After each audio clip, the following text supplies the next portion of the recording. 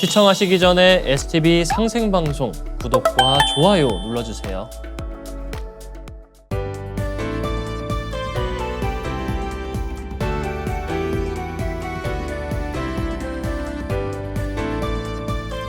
안녕하세요. 톡톡 증산도 시즌3 진행을 맡은 이미향입니다. 최재학 수호사님과 하민석 포정님 자리에 모셨습니다. 안녕하세요. 안녕하세요. 네, 오늘 시청자 질문은 상제님께서 세계 역사의 울로를 정하는 세운 공사를 보셨다고 하던데요. 세운 공사가 어떤 식으로 이루어지는 건지 알고 싶습니다. 라는 내용인데요. 상제님께서 집행하신 세운 공사의 큰 틀을 알고 싶어 하시는 것 같습니다. 먼저 포정님께서 세운 공사가 무엇인지 다시 한번 말씀해 주시겠습니까? 네.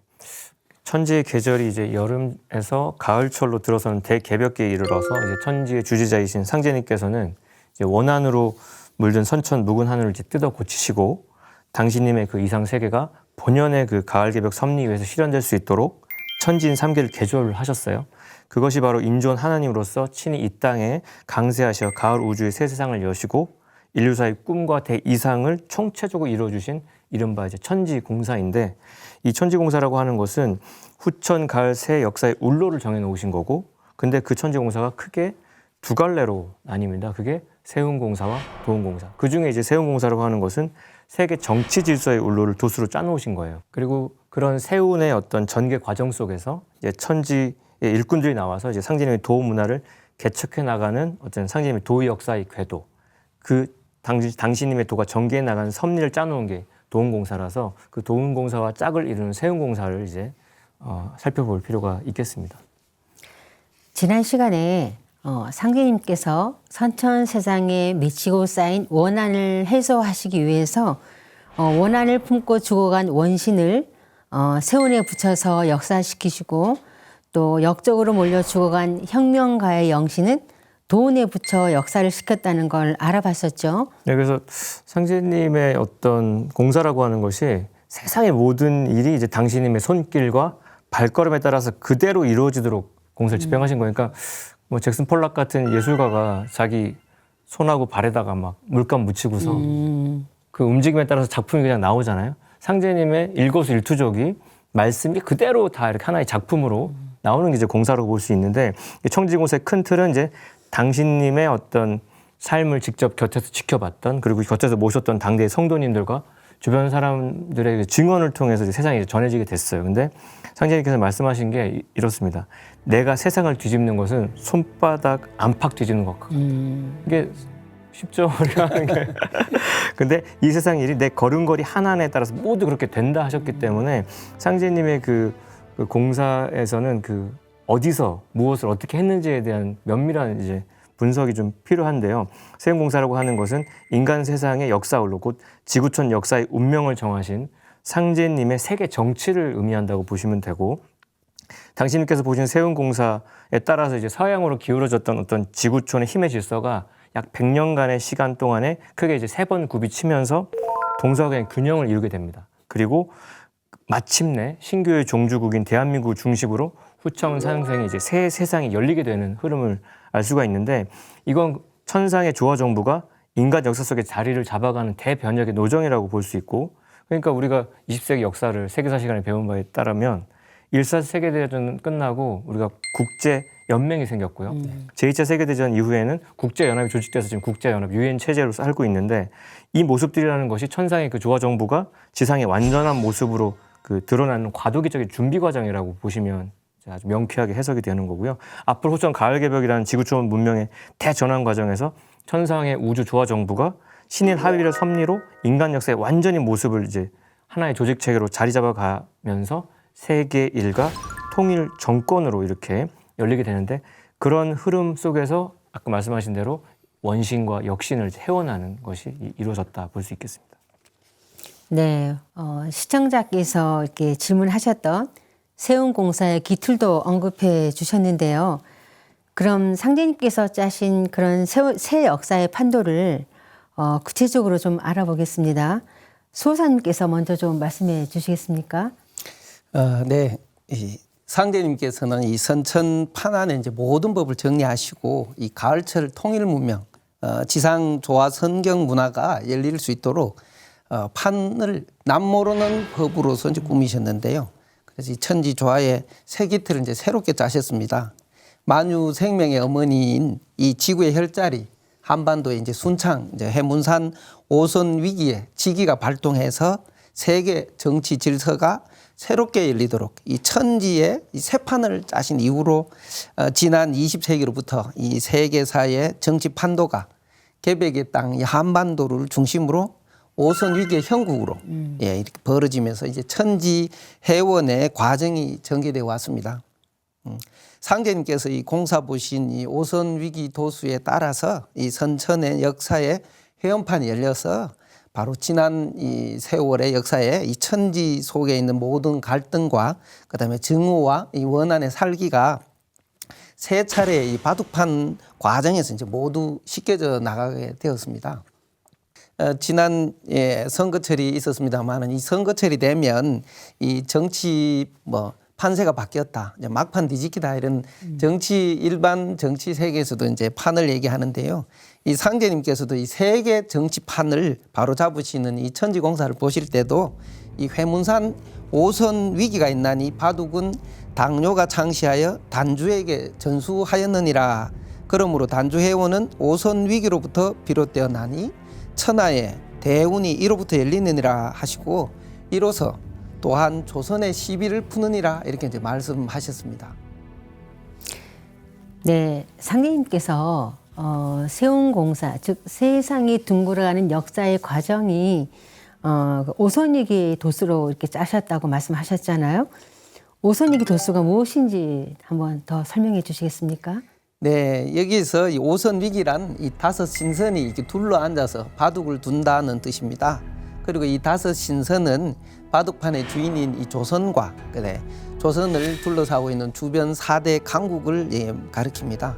상제님께서 내가 이제 천지의 판을 짜러 회문산에 들어가노라. 현하 대세를 오선 위기 기령으로 돌리나니 두 신선은 판을 대하고 두 신선은 각기 훈수하고 한 신선은 주인이라. 주인은 어느 편도 훈수할 수 없어 수수방관하고 다만 손님 대접만 맡아나니 연사에 큰 흠이 없어 손님 받는 예만 빠지지 아니하면 주인의 책임은 다한 것이라. 바둑을 마치고 판이 해치면 판과 바둑은 주인에게 돌아가리니 옛날 한고조는 마상에서 득천하였으나 우리는 좌상에서 득천하리라 말씀하셨습니다. 바로 이 상제님은 이 선천 모든 원과 한을 풀어주시기 위해 단주해원의 첫머리로 삼아 이 오선위기 도수로 이 세계 울로를 정해 놓으셨는데요. 이 바둑의 시조인 단주가 바로 인류 역사의 원한의 뿌리임을 또 함께 밝혀주셨습니다. 오선 위기가 현실로 드러난 것이 지금 우리나라를 중심으로 주변의 미국이라든지 일본, 중국, 러시아라는 4대 강국이 이제 포진하고 있는 거죠. 그런데 왜 한반도를 바둑판이라고 하는 건가요? 그렇죠. 좋은 질문인데 우리 지금 위기다 하고 할 때 위기의 본질이 오선 위기죠. 근데 그 위기의 기자가 이제 바둑판이라는 것이고 최근에 글로리 이런 넷플릭스 드라마에서도 바둑 두는 장면이 나오고 바둑 영화도 우리나라 많은데 이 바둑판이 뭐길래 그러냐는 거죠. 근데 우리나라는 이제 38도선을 경계로 해서 남북으로 나뉘어 있습니다. 근데 이건 간도수의 우주 섭리에 의한 것이고 선천 최후의 대결을 벌이는 어떤 천지 바둑판의 운명이 구현이 된 거예요. 그래서 바둑판이라고 하는 건 가을 우주의 정역수인 360을 원리로 하여서 짜진 건데요. 가로 세로가 19, 19. 그러니까 곱하면 361이 나오는데 가운데 1은 이제 천원이라 그래서 본체로 불변하는 곳이고 나머지 360개의 판으로 짜여져 있죠. 그래서 우리나라는 옛날부터 조선 8도에 고을이 360개가 있었어요.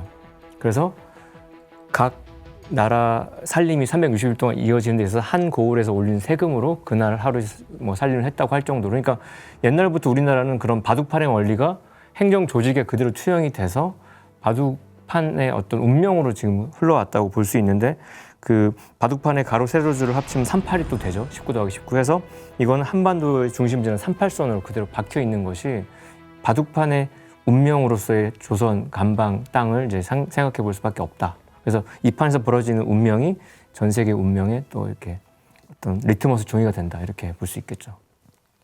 저는 오늘 이제 바둑판 얘기하니까 증산도에 입도하기 전에 어떤 한 책을 봤는데 김진명 작가의 무궁화꽃이 피었습니다 네, 네. 책을 봤는데 바둑판 얘기 나오는 거예요. 도대체 바둑판에 무슨 비밀이 들어있는 거야. 너무 궁금했거든요. 근데 제가 증산도에 들어와서 그 비밀을 다 풀렸었거든요. 새삼 그 생각이 나서 말씀을 드렸는데요. 조선시대에 우리나라를 바둑판처럼 구획해서 다스렸다는 건 정말 들을 때마다 참 신비스러워요. 예, 상제님께서는 그 왜 세운공사를 5신선이 바둑 두는 형국으로 보신 건가요? 네, 이 상제님께서는 이 바둑판인 이 한반도를 중심으로 이 세대 4대 강국이 서로 패권을 다투면서 이 지구촌의 이 정치 질서를 형성하도록 이렇게 구성을 하셨습니다. 이렇게 공사를 보신 이유는 바로 바둑의 이제 시조이자 이 원안의 역사의 뿌리가 되는 이 단주를 회원시킴으로써 그동안 쌓이고 맺힌 인간 역사 속에 또 신명과 인간의 원한을 단주로 하여금 이 천자와 같이 그 울로를 주재하게 하고 또 단주의 원한도 풀어주시고 나아가 그 뒤로 맺힌 인류 역사 속에 원한의 마디와 코를 다 풀리게 해주셨습니다. 단주의 원한을 풀어주어 그 뒤에 쌓여 내려온 망고의 원한이 다 매듭 풀리듯 하느니라. 이제 단주를 자미원에 위키하여 다가오는 선경 세계에서 세운을 통할하게 하느니라 하신 이 말씀처럼 세운은 단주 회원 도수인 오선익이 바둑판으로 전개되어 가게 하셨고요. 여기에서 이제 선천 상극 역사의 시비가 모두 가려지게 됩니다. 자본주의와 이 사회주의 세계의 이 시비를 비롯한 선천 상극의 이 모든 시비를 완전히 이제 종식시키는 이 대사건이 이 오선 위기의 마지막 대결전인 이 남북 상실음입니다. 오선 위기 도수의 이 전개 과정에서 동북 간방에 이 한민족이 새 역사 창조의 이제 구심점으로서 이제 거듭나 마침내 이 가을 우주의 이 통일 문명, 이 지상 조화 성경 문화를 열게 됩니다. 지난 시간에도 그 원한 역사의 뿌리인 단주 대종께서 천상 조화 정부에서 망고 원신을 거느리고 세운을 통할하고 계신다는 걸 알아보았는데요. 그 일이 구체적으로는 오선 위기 도수로 이루어지는 것이군요. 그런데 세운 공사의 기틀로는 오선 위기 도수 외에 씨름판 도수도 있죠. 네, 맞습니다. 그래서 상제님께서는 누차 말씀하신 게 내일은 삼변송돈이라 그리고 천지 개벽 시대에 어찌 전쟁이 없으리오. 앞으로 천지 전쟁이 있느니라. 뒷날 대전쟁이 일어나면 각기 제주를 자랑하여 제주가 1등 되는 나라가 상등국이 되어 전쟁은 장차 끝을 막으리라. 이렇게 아주 선언적인 선포를 하신 게 있죠. 근데 상제님께서는 후천 새역사의 문을 여는 게 오선 위기의 바둑판 도수가 공간적으로 그렇게 바둑판을 짜진 그 도수가 삼변성도의 원리에 따라서 세 차례의 바둑을 통해서 이루어진다고 이제 말씀하셨어요. 그래서 그 대결 과정이라는 것이 씨름판의 원리에 따라서 애기판, 총각판, 상씨름판이라는 세 차례 씨름판에 비유해서 이렇게 공사를 짜신 건데요. 그래서 상제님께서는 현하대세가 씨름판과 같으니 애기판과 총각판이 지난 뒤에 상씨름으로 판을 마치리라 이렇게 하셨고요. 씨름판 때는 조선의 38선에 두고 세계 상씨름판을 붙이리라. 만국재판소를 조선에 두노니 씨름판에 속아 나가면 판을 걷게 되리라. 이렇게 사실 엄청난 도비가 박혀 있는 말씀인데 이 말씀이라는 것은 개벽으로 들어서기까지 그 남법 해원 시대에 펼쳐질 세계사의 어떤 전체적인 전개 과정에 대한 말씀이자 그 결말을 아주 소상히 밝혀주신 겁니다. 그래서 후천 정역시대를 여는 주체인 한민족을 중심으로 해서 세계 4대 강국이 얽혀서 세 차례의 씨름은 달리 말하면 전쟁입니다. 우리가 시름시름 앓게 되는 씨름. 그러면서 판을 매듭기지 된다. 그래서 상제님 공사 말씀처럼 한반도라는 것은 공간적으로 바둑판이면서 또 시간적으로는 씨름판의 흐름으로 간다. 이렇게 이해하시면 쉽게 소화가 되겠죠. 상기님께서 세운공사의 기틀로 바둑과 씨름이라는 놀이 문화를 가져다 쓰셨다는 거잖아요. 씨름은 유한 역사를 이어온 한민족 고유의 정서가 깃든 민속놀이죠. 네, 그래서 상제님께서 두루노라의 신선이라고 하셨는데 그 우리 신선 문화를 여는 그 여정에서 대표적인 우리 민족의 그 놀이 이제 씨름판도 이제 공사에 붙이셨는데요. 상제님이 제세하셨던 그 당시만 해도 그 난장이 쓰잖아요. 그 난장이라고 하는 게 그 정기적인 장이 아닌 특수한 장입니다. 그래서 물자가 다량으로 생산되는 어떤 지역이 있거나 인근의 그 지역방의 생산물이 집산되는 곳에서 열리게 되는 거예요. 그러니까 핫플레이스에서 열리는 거죠, 그게. 근데 그 어떤 지방의 경기를 부양한다거나 번영을 도모하기 위해서 이렇게 판을 짜는 거예요. 뭐 우리 블랙 프라이데이 하면서 막 박앤세일 하는 그런 것처럼. 근데 그때는 장사꾼만이 아니라 구경꾼도 막 몰려들고 그러니까 그 손님들을 그 호객하기 위한 여러 가지 이벤트들이 있게 되는데 뭐 예인, 투기꾼, 건달패, 뭐 난장, 굿 버리는 무당까지 모여들어서 이제 소비를 이제 조장하고 북도는 경기를 부양하는데 그러다 보니까 노름도 있고 싸움도 있고 폭행도 있고 사기도 있고 그러니까 이 난장판이라는 말이 진짜 온갖 일이 벌어지는 어떤 포텐셜 에너지가 엄청난 곳이에요. 그래서 난장판을 벌이면 한쪽에서는 장이 서고 다른 편에서 씨름도 하고 줄다리기도 하고 윷도 놀고 뭐 남사당패 놀이도 있고 보수상 놀이를 하면서 우리 민중들이 회원하고 이렇게 흥을 돋궜던 건데 그런 난장에 이제 씨름판이 벌어지기 마련이었고 그 판이 3세판이었던 거죠. 초반에 오프닝으로 애들끼리 얼마나 귀여워 애기판 씨름을 하고 중반에 건장한 청년들이 총각판을 마친 다음에 상투튼 이제 상씨름꾼들이 어른들끼리 이제 판을 벌인 최종 승자를 겨루는 건데 이때 이 상씨름에는 상품이 뭐냐?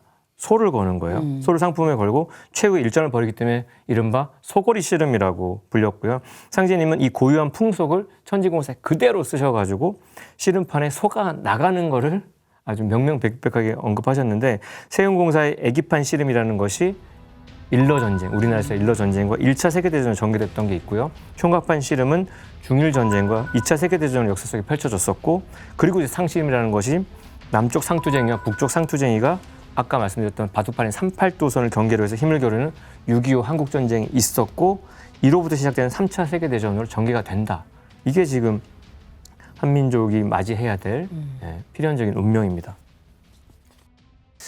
소 얘기하니까 제가 어릴 적에 이렇게 보면 각 집안에서 이게 소가 정말 그 가보 1순위더라고요. 그래서 뭐 농사 짓는데 소가 없으면 일을 못 하잖아요. 그래서 저희들 사는 지역이 가난해서 그런지 몰라도 보면 소도 빌려가지고 소가 없어가지고 소 빌려가지고 농사를 짓기도 하는데 농기구 같은 거는 빌려 쓰고 이제 갖다 주면 그만인데 소는 빌려주면 먹이를 줘야 돼요. 그래서 소 빌려가 가면 여러 가지로 힘든 것들이 있었던 생각이 납니다.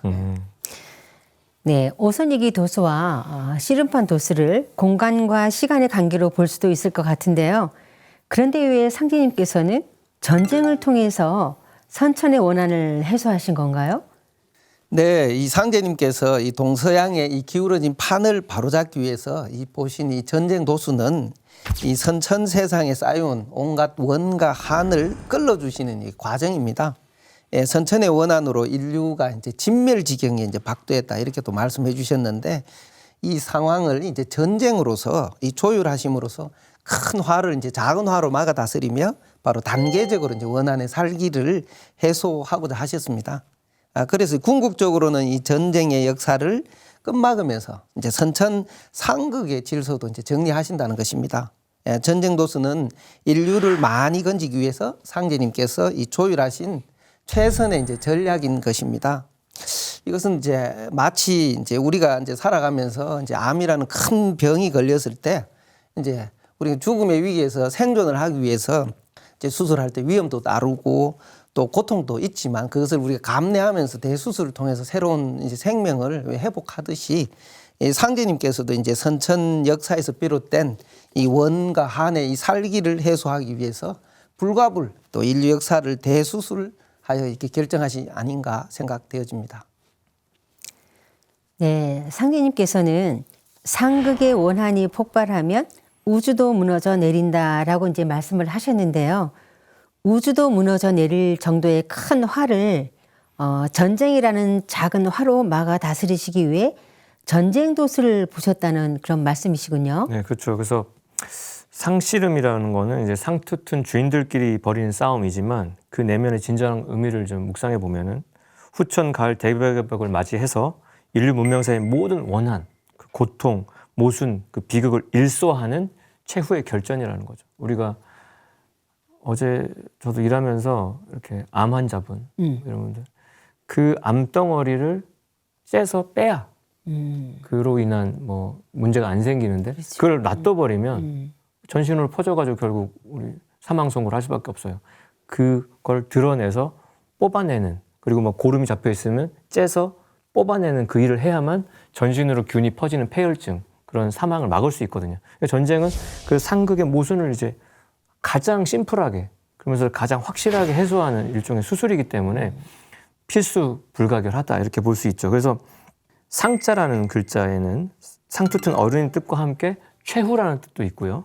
그다음에 가장 강력한 전쟁이기 때문에 이제까지 우리가 수많은 전쟁을 겪어왔고 지금도 전쟁은 막 이스라엘하고 하마스, 이스라엘하고 이란 막 지금 싸우고 있는데 그거가 될 수 없을 만큼의 최후의 가장 강력한 일전이라는 걸 인식을 좀 하셔야 되고요. 한반도를 중심으로 벌이는 남북 상실험이라는 게 결과적으로 뭘 무너뜨리냐면 지구촌 동서양 문화의 장벽을 완전히 무너뜨리는 것이면서 그래서 세계 상실험이라고 볼 수 있고요.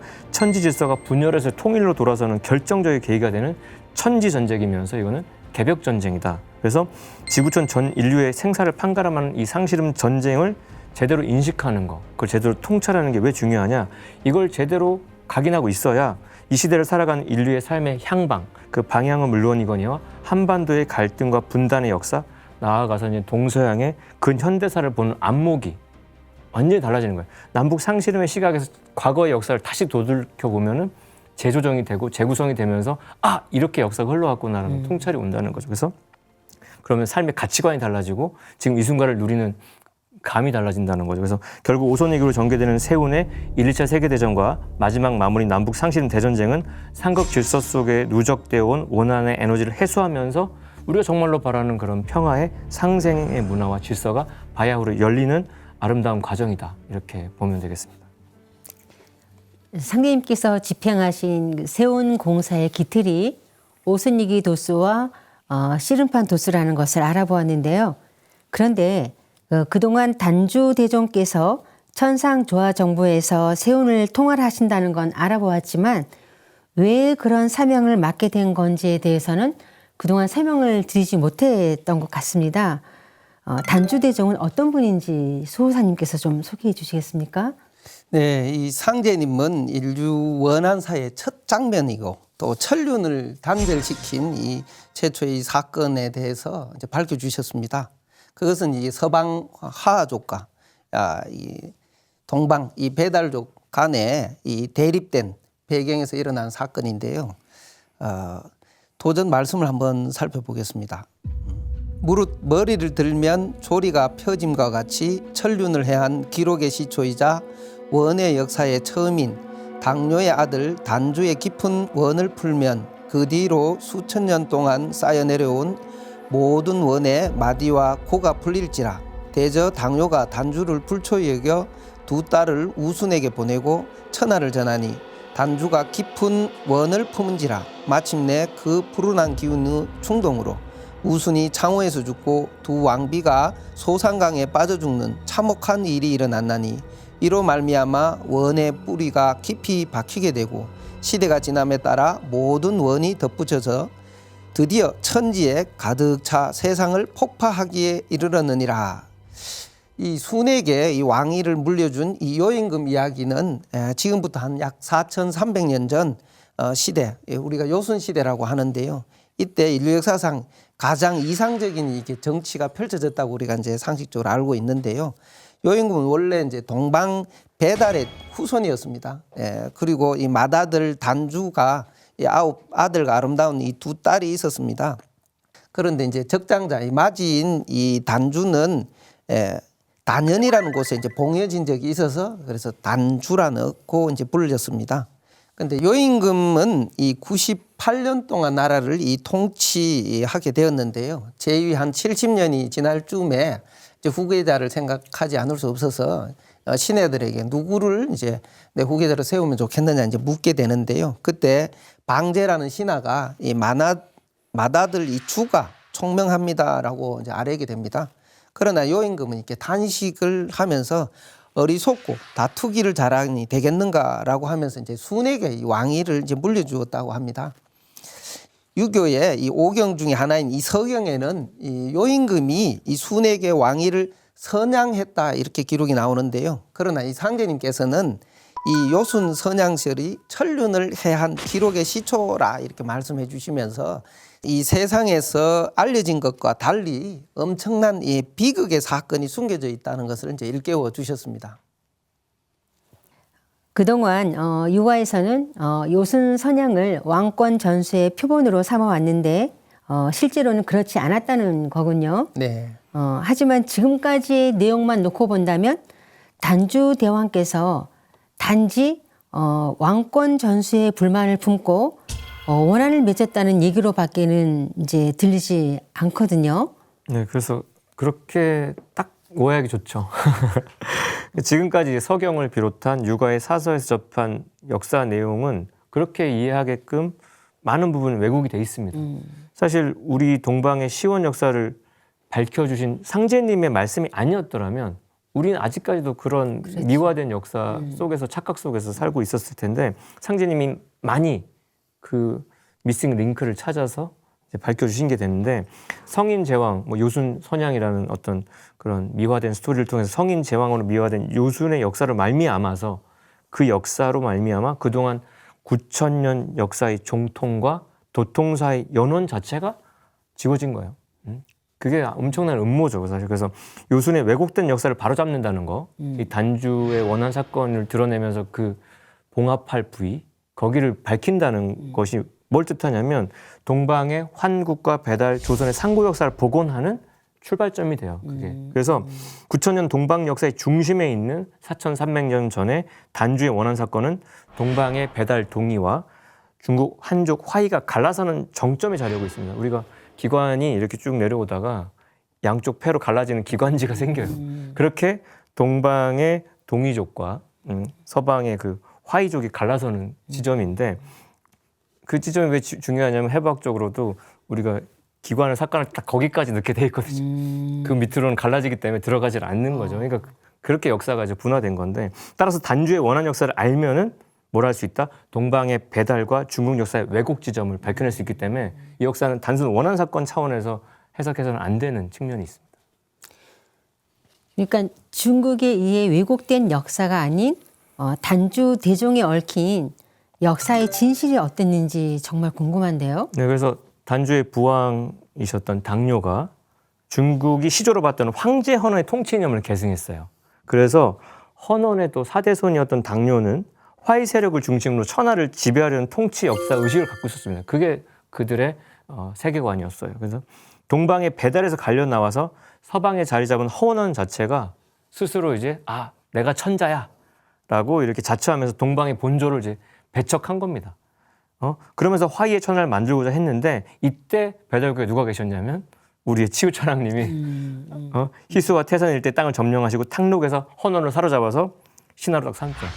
굴복을 시켰어요. 그게 역사의 진실인데 뭐 사마천의 사기가 그걸 또 왜곡을 시켰던 바 있고요. 그 배달의 치우천왕이 그 황제 헌원의 날을 평정한 이래로 수백 년 동안 평화의 시대가 지속이 됐습니다. 근데 요가 딱 등장하면서 중원이 다시 전란의 시기로 접어들기 시작해요. 그래서 요는 헌원처럼 스스로를 제왕이라 칭하면서 동방의 본조인 당군조선에서 이탈하려고 하였고 덕이 부족해서 끊임없이 이웃과 이제 영토 분쟁을 일으켰던 겁니다. 그래서 그런 요와는 달리 그런 아버지와는 달리 평화의 대동세계를 꿈꾸던 아들이었던 단주 대종께서는 그런 거에 대해서 막 이렇게 그러시면 안 된다고 하니까 아버지 입장에서는 제가 너무 컴플레인이 많다 그렇게 했던 건데 그러니까 요는 단주에게 대권을 넘길 뜻이 전혀 없었고 그래서 말년에 왕위를 전할 인물들을 이제 찾아 나서요. 그때 등장하는 우리가 잘 아는 그 고사가 허유와 소부의 고사가 있습니다. 그래서 요임금이 허유를 찾아가서 왕위를 물려주고 싶다고 하니까 허유가 자기 귀가 더러워졌다면서 시냇물에 귀를 씻었던 사건이 있고요. 그 이야기를 들은 소부는 소에게 그 물을 먹일 수 없다면서 그 위로 가서 먹였다고 하는 사건이 있을 정도로 요임금에 얽힌 사연은 아주 복잡하고 좀 진실이 밝혀질 때가 많죠.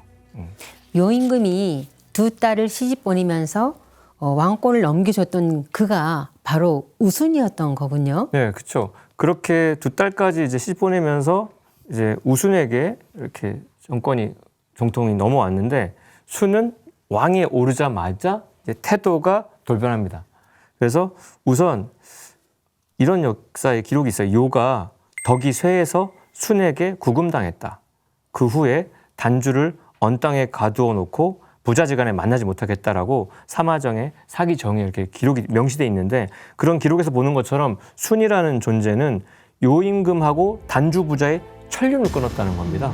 그래서 유가에서는 요가 순에게 순리적으로 왕위를 넘겨준 것이라고 요순 선양이라고 역사를 조작해 놨는데 그게 아니라 상제님께서는 그 진실을 온전히 밝혀주시면서 순의 역사를 천륜을 해한 기록의 시초다 이렇게 명시하셨어. 그래서 뭐 죽서기년을 비롯한 몇몇 사서에서도 순이 무력으로 요임금을 구금해서 아들 단주와 만나지 못하게 하였다고 기록하고 있는 거니까 순임금은 선양이 아니고 쿠데타 해가지고 정권을 찬탈했다고 보시면 되겠습니다.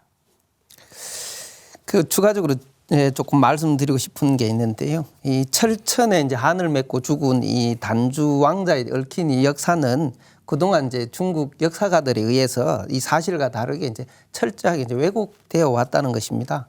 그래서 저희들이 이제 그 역사의 진실을 이제 알 수가 있는 길이 없었다라는 것입니다. 그렇다면 이제 역사의 진실은 무엇이냐 이게 이제 궁금하시잖아요. 그래서 상제님께서는 이 단주의 이제 인물됨에 대해서 이제 이렇게 말씀해 주셨습니다.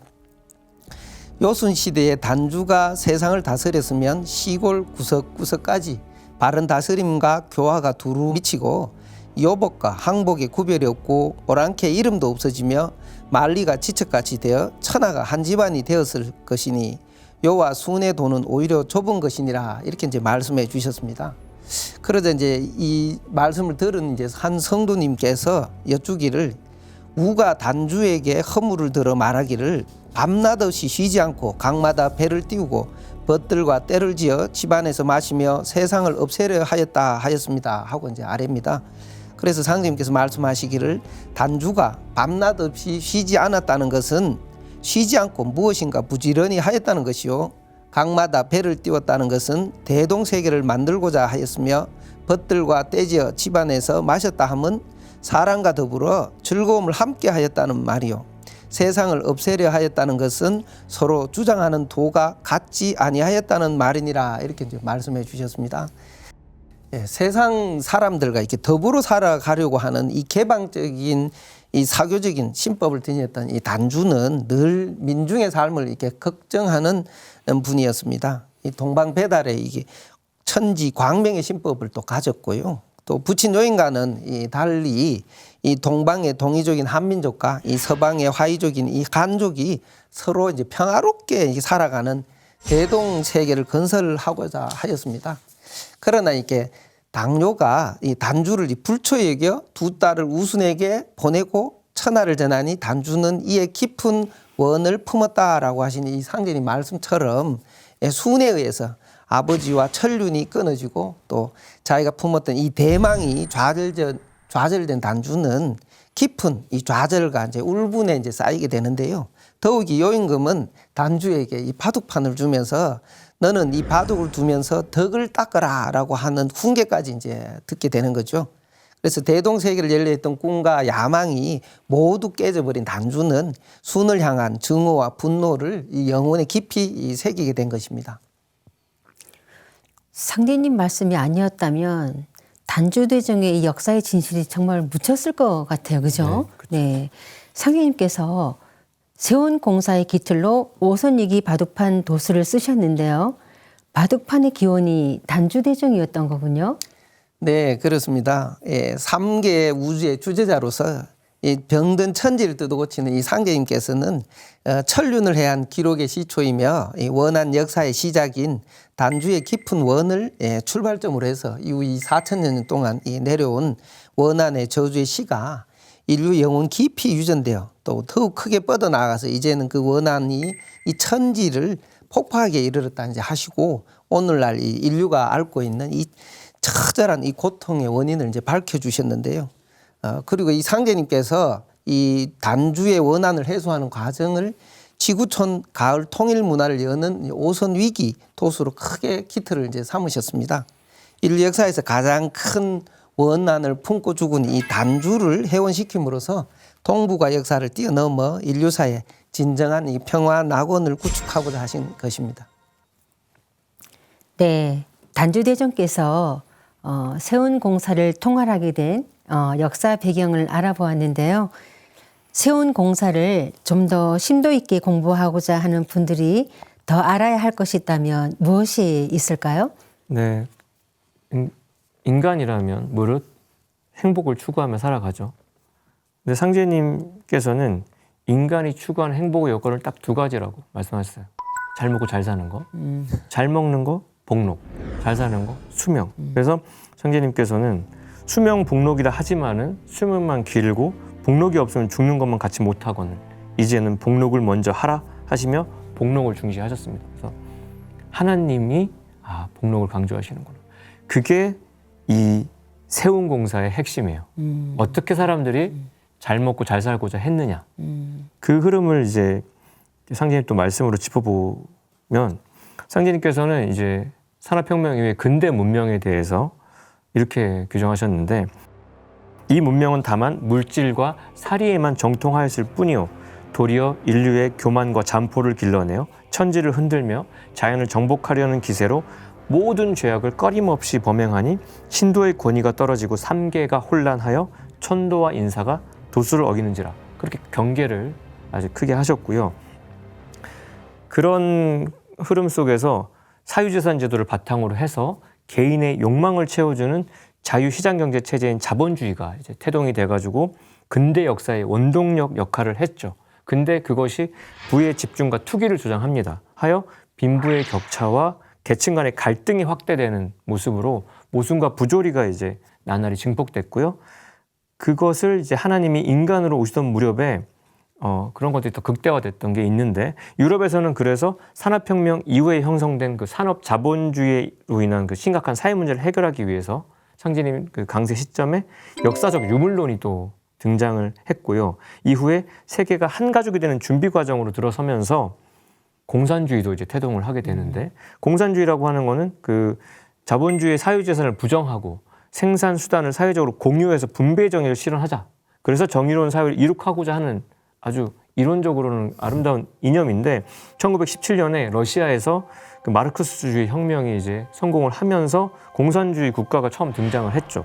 그러나 이 소비에트 연방의 공산주의는 극소수의 인원, 공산당들만 이렇게 잘 먹고 잘 살면서 국민을 통제함으로써 지배 세력의 독재 등의 또 다른 문제를 야기하게 됩니다. 그게 20세기 역사 속에서 쭉 흘러왔던 건데 1980년대 중반에 이 체제의 한계를 깨달은 소련이 페레스트로이카, 글라스노스트라 그래서 개혁과 개방 정책을 실시하면서 일당 독재를 완화하고 어떤 시장 경제 원리를 도입하면서 이제 공산주의 체제에 동요가 생기게 됐고요. 이러한 변화는 마침내 동유럽 사회주의권 해체를 불러왔다는 거. 그러니까 이 상제님 세운공사가 20세기에 바둑판과 어떤 씨름판으로 흘러가는 와중에 자본주의와 사회주의가 이렇게 음양짝으로 굴러서 지금 왔는데 제가 의료봉사 때문에 작년에는 키르기스탄 갔다 오고 올해는 이제 라오스 다녀왔는데 못 사는 나라입니다. 너무너무 우리나라 5, 60년대. 근데 그들의 체제가 사회주의 체제였어요. 그들의 구호는 공동부유, 다 같이 잘 살자인데 공동빈곤이거든요. 그런 어떤 인간의 자연스러운 욕망을 억제하고 그렇게 강요하는 흐름이 정말 다 같이 가난하고 힘든 삶, 의료가 보장이 안 되고 50대가 수명이에요, 라오스는. 평균 수명이. 30, 40대가 5, 60대로 보여요. 이렇게 그런 너무 수명과 네네. 그래서 그냥 50대쯤에는 죽을 준비를 해요. 뭐 병 고칠 생각을 하지 않고 그런 세상과 또 우리 대한민국의 이런 번영을 생각할 때 또 상제님 공사의 여러 측면들을 보게 되는 게 있습니다. 그게 지금 상제님 세운공사에서 한번 짚어보고 가야 될 대목이 아닐까 싶습니다. 네, 서구 사회에서 이 자본주의의 병폐를 바로잡기 위해서 사회주의와 이 자본주의의 장점을 취해서 인류의 이상 세계를 향한 제3의 길을 열려는 움직임이 있었습니다. 우리 하부장님 방금 말씀해 주신 것처럼 그러나 이 최상의 이 경제 체제를 수립하려는 이 노력은 이 선천의 상극 질서 속에서는 이루어질 수 없다는 것입니다. 지금 이 지구촌의 이 자본주의 시스템은 이미 한계에 다다라 있고 또 욕망과 탐욕을 바탕으로 한 이 선천 이 상극 문화의 모순과 이 갈등이 오히려 축적되어 이 세상을 분열 그다음에 극한 상황으로 이 대립하게 되는데요. 오늘의 이 신자유주의 경제 체제는 이 성장을 목표로 인간의 욕망과 또 탐욕을 끝없이 부추기고 있는 모습으로 100년 전에 이 독일의 슈펜글러가 서구의 이제 몰락을 이제 말했듯이 서구의 가치 붕괴는 이미 예정된 코스를 가고 있다는 것입니다. 마치 이제 낙하산 법칙처럼 낙하산은 이제 비행기에서 뛰어내리면 바람을 타고 이렇게 멀리 이동할 수 있지만 궁극적으로는 반드시 바닥에 이렇게 내려오게 되잖아요. 그것처럼 이 지금의 이 자본주의 시스템은 이 한계에 이제 봉착했다는 것이고 마침내 이제 붕괴에 이르게 되었다는 겁니다. 그래서 이 상제님께서는 100년 탐물 1조 진이다 이제 이런 말씀도 해주셨습니다. 네, 말씀하신 대로 공산주의와 자본주의 대결에서 자본주의가 승리를 했지만 최근 들어 자본주의 경제 체제도 빈부격차와 유통망 재편 등 숱한 문제로 흔들리고 있죠. 네, 맞습니다. 그래서 살면 살수록 이런 문제를 어떻게 해결할 수 있을까?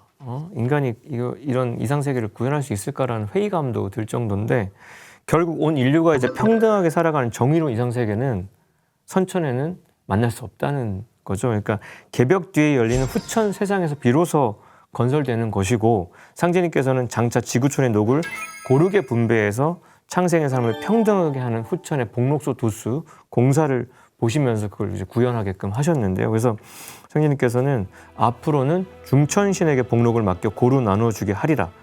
중천신은 이제 자손이 없기 때문에 지공무사 할 수 있잖아요. 팔이 안으로 굽는 그런 자손을 둔 신명하고 다르게. 그래서 또 말씀하신 것이 앞 세상에서는 공덕에 따라서 그 사람의 복록이 정해지나니 어떤 치우침이나 사가 없다 하셨거든요. 그러니까 후천에는 공덕에 따라 사는 집도 등급을 준다. 그렇게 이제 그러니까 덕이 얼마나 잘 닦였냐에 따라서 공덕을 얼마나 쌓았냐에 따라서 아주 공평하게 사는 거있기 때문에 그거 일을 잘 수 없게 되는 겁니다. 그래서 그렇지만 공덕에 따라 사는 집도 등급이 있겠지만 식록은 고르게 하리니 만일 그분 낳고 먹기까지 고르지 못하면 원통치 않겠느냐 해서 아주 지공무사한 틀대로 지금 현 자본주의의 맹점을 넘어설 수 있도록 공사를 보셨다 말씀드리고 싶네요. 그렇게 본다면 지금 인류가 만든 경제사회 시스템은 후천 성경 세계를 여는 과도기적 과정이라고 볼 수 있겠군요. 네, 그래서 올챙이가 꼬리 하나였다가 개구리가 되면 다리 2개가 되는데 지금 과도기니까 꼬리도 있고 다리도 있는 그런 과도기인 거예요. 그러니까 두 사회의 양면이 이제 보이는 거죠. 그래서 장점과 단점도 같이 보이게 되는 흐름을 통관해서 봐야 되는데 그래서 상제님이 보신 공사 말씀을 또 짚어보면요.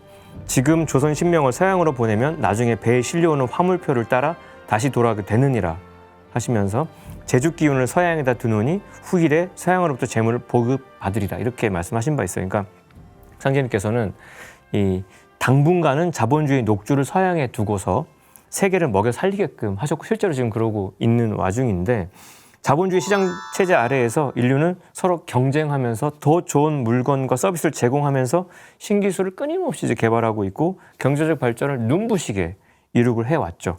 근데 상제님은 이게 이제 세계 만국이 서로 문화를 통상하게 하는 공사라고 하셨거든요. 그래서 만국 인민의 새 생활법이다. 근현대의 자본주의 역사라는 것이 이 같은 역동적인 과정을 통해서 인간에게 물적 풍요를 안겨주고 인간의 수명을 엄청나게 연장시켜 줬고요. 지금은 병원에 가도 이제 80세, 90세한테 어르신들한테 할아버지라고 하면 기분 나빠하세요. 아저씨예요.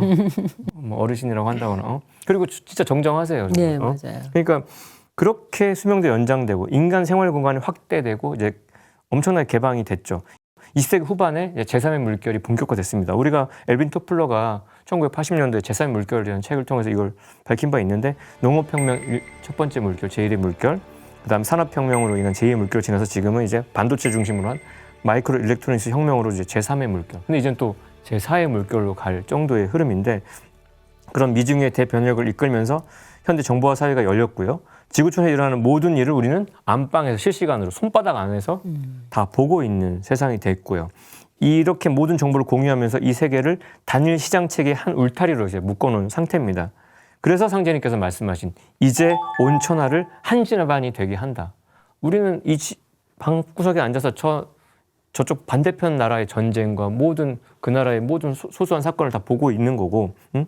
이 세상 역사가 100년 전 상제님이 집행하신 천지공사에 따라 아주 그대로 진행되고 있다는 각성이 우리는 있는 거고, 세계는 지금 인류의 가을 문화, 상생, 후천, 성경, 낙원 문명이 열리는 딱 문턱 앞에, 그 앞에 딱 서 있다 말씀드리고 싶습니다. 이 상제님께서는 당분간 이렇게 복록을 서양에 두셨지만 인류에게 녹조를 분배하는 이게 복록 대권의 이 심장부 조직이 이 장차 이제 개벽과 함께 이 복록소 도수에 따라 이제 한국으로 넘어오게 됩니다. 다시 말해 그동안 이 자본주의 시장 중심이 서양이었지만 이제 상제님 천지 공사에 따라 이제 동양으로 이제 이동해 온다는 것입니다. 이 과정에서 이제 9년 이 천지 공사 이후 흘러온 이 지난 100년의 세월이 역사가 이제 그것이라 볼 수 있습니다. 지난 20세기의 이 세계 대전쟁은 세계 정치사에서 이 자본주의 시장 문화의 모순으로 피해가 축적되면서 이 폭발하는 이 과정이기도 합니다. 상제님은 이 동방조선 땅을 중심으로 이 세 차례의 세계 대전쟁을 거치면서 인류사의 이 갈등과 원한을 총체적으로 해소되도록 이제 하셨습니다. 머지않아 이 가을 천지 개벽을 거치면서 동서고금의 이 성자와 이 철인들이 꿈꿔온 이상 세계가 바로 이제 지상에 열리게 됩니다. 네, 동서고금의 성자와 철인들 그리고 전 인류가 꿈꿔온 후천 가을철 이상 세계가 상제님께서 집행하신 천지공사를 통해 열리게 되는 것이죠. 네, 그래서 굉장히 설레는 이야기인데, 자본주의에서는 이제 부를 창출해서 윤택하게 살아가는 행복한 세상을 만들려고 했어요.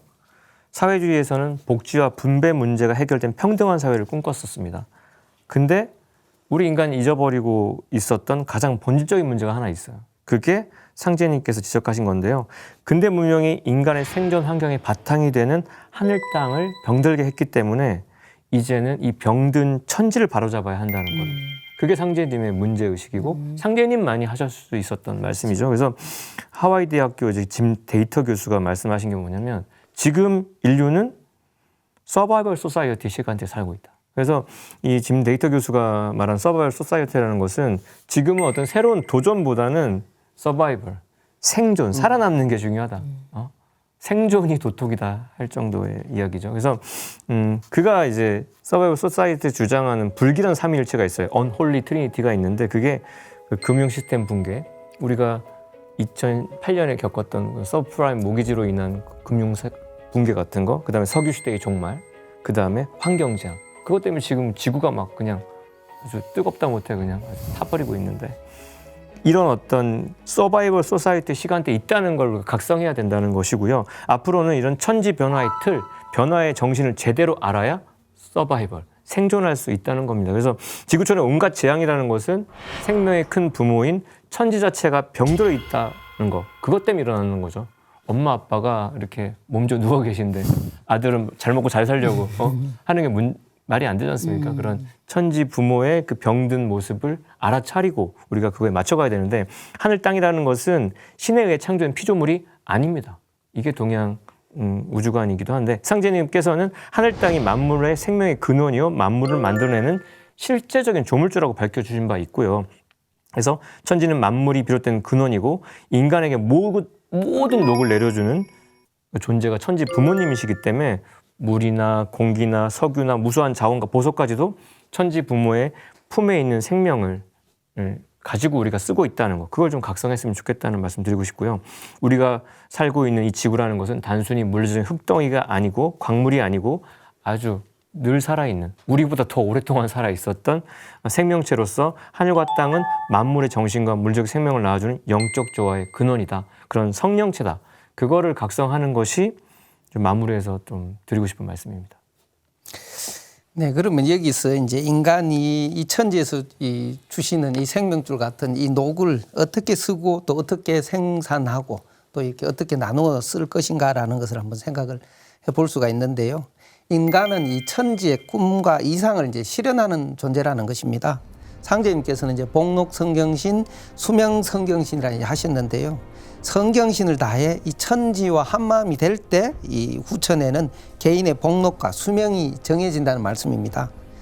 그리고 이 천지의 뜻과 목적이 부합함으로써 다가오는 이 가을 우주에서 살아남을 수 있다는 겁니다.